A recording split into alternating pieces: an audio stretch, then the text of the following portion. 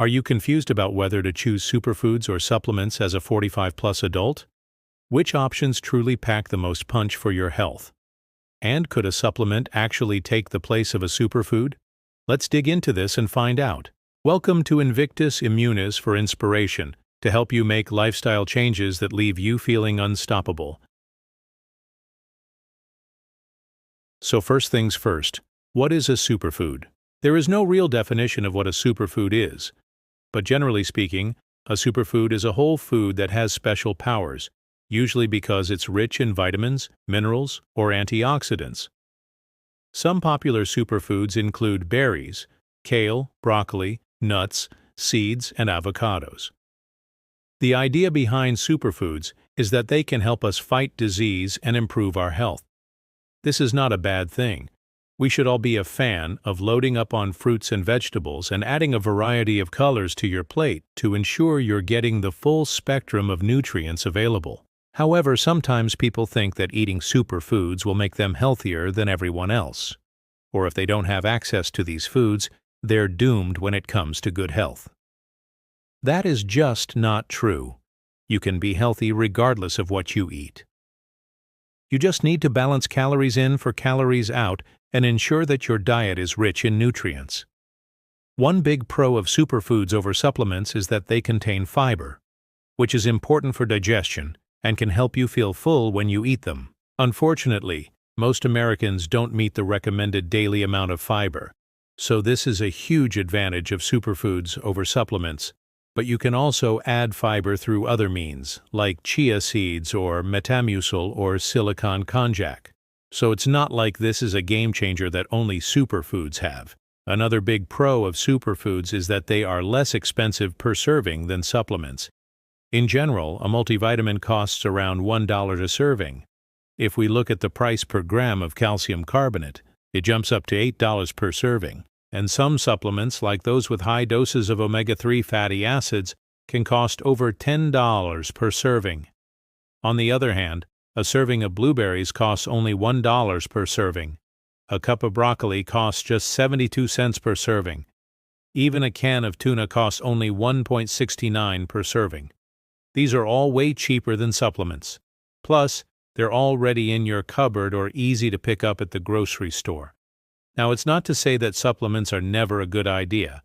They do have their place, and we'll talk about that in just a minute. But when choosing between a superfood and a supplement, the better choice is almost always the superfood. It's more nutritious, filling, and it won't break the bank. But now let's delve into the science.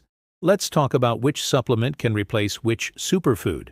Calcium is essential for strong bones and teeth, and it's also involved in many other important processes in the body, like muscle contraction and nerve impulse transmission. But unfortunately, most adults don't get enough of it. The recommended daily allowance of calcium for men under 50 years old is 1,000 mg. For women under 45, the RDA is 1,000 mg. After 45, men and women both need 1,200 mg of calcium daily. Good sources of calcium include dairy products like milk and yogurt, but you can also get it from leafy greens like kale and broccoli. Unfortunately, our bodies don't absorb calcium from plants very well. If you were to eat 1 cup of cooked kale, you would only get about 10% of your daily value for calcium. But if you ate the same amount of milk, you'd get 30% of your daily value. So what does this mean? It means that while calcium is important, and most people aren't getting enough of it, you shouldn't count on kale or broccoli to meet your needs. It's much easier to get calcium from animal sources or fortified foods like milk, cheese, and tofu. So a supplement might be worth considering. Vitamin D helps the body absorb calcium, so it's also important for bone health. Unfortunately, many people don't get enough of it because our bodies make vitamin D when our skin is exposed to sunlight. So if you don't spend much time outside, you might be deficient. People over 50 have a harder time absorbing vitamin D from the sun due to changes in our skin, so this can be a problem. However, there are lots of foods that are fortified with vitamin D, like milk and orange juice, and it's also available in supplement form. So there's no need to worry about getting your vitamin D from a particular food source. You can get it from a supplement, fortified food, or the sun. Magnesium is another mineral that's important for bone health. It's also involved in hundreds of other chemical reactions in the body. Getting enough magnesium is important, but you can get it from a lot of different foods, including spinach, salmon, avocado, and whole wheat bread. So you shouldn't have to worry about getting enough magnesium from a particular food source. A supplement might be worth considering if you don't eat a lot of these foods. Vitamin C is an antioxidant that helps protect cells from damage. It's also involved in the production of collagen, a protein that's important for healthy skin, hair, and nails. People over 50 might need more vitamin C because as we age, our bodies have a harder time absorbing it. Also, some research suggests that people with osteoarthritis might benefit from taking vitamin C supplements. While citrus fruits like oranges are often touted as being the best sources of vitamin C, berries are actually higher in vitamin C than oranges.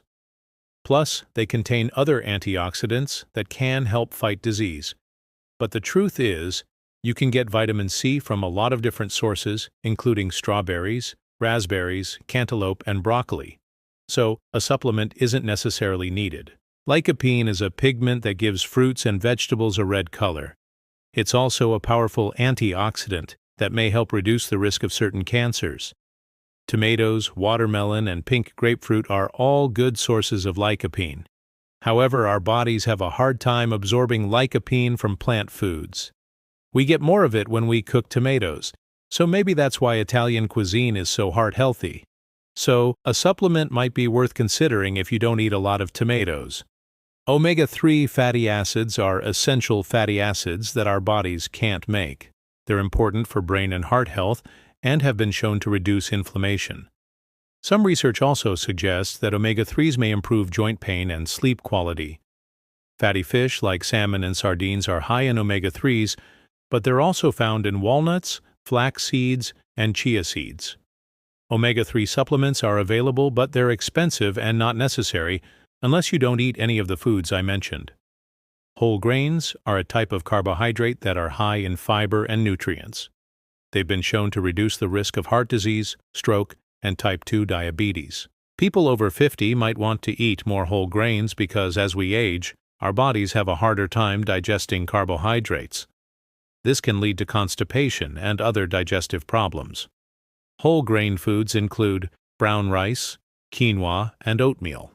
While there are no supplements that can replace whole grains, a fiber supplement might help if you're having digestive problems. Beans are a type of legume that are high in fiber, protein, and complex carbohydrates. They've been shown to reduce the risk of heart disease, stroke, and type 2 diabetes. Beans are also a good source of iron, which is important for preventing anemia. Unfortunately, beans are often low on the list when it comes to popularity, but they're easy to add to soups and stews, or serve as a side dish. So even though there are no supplements that can replace beans, they're definitely worth adding to your diet if you don't eat them often. Nuts and seeds are high in healthy fats, fiber, and protein. They've been shown to reduce the risk of heart disease, stroke, and type 2 diabetes. Nuts and seeds are also a good source of antioxidants, which can help protect against cell damage. Almonds, walnuts, and pistachios are some of the most popular nuts, but sunflower seeds, pumpkin seeds, and chia seeds are also worth trying. There are no supplements that can replace nuts and seeds, but they're definitely worth adding to your diet if you don't eat them often. And lastly, let's talk about protein powder. Protein is essential for building and repairing tissues in the body. It's also important for making enzymes, hormones, and other important molecules. As we age, we lose muscle mass and strength, so it's important to get enough protein. Most people can get enough protein from the foods they eat, but some people might need a supplement. If you're not getting enough protein from food, or if you're trying to build muscle, a protein powder might be worth considering. There are a lot of different types of protein powders out there, including whey, casein, egg, pea, and rice protein. Whey protein is one of the most popular because it's high in leucine, an amino acid that helps stimulate muscle growth. So remember, eating a balanced diet that includes a variety of colorful fruits and vegetables is key to good health. But if you're not able to do that for whatever reason, then supplements might be a good option to fill in the gaps. Just remember that supplements are not a magic bullet, and they shouldn't replace a healthy diet. Also, it's always best to talk to your doctor before starting any new supplement, especially if you're taking medications. So what do you think? Will you try incorporating some of these superfoods into your diet or maybe start a new supplement routine? Let me know in the comments below. If you enjoyed this video, click that like button now, and you definitely need to subscribe to Invictus Immunis for more natural health tips. Join our community and stay unstoppable.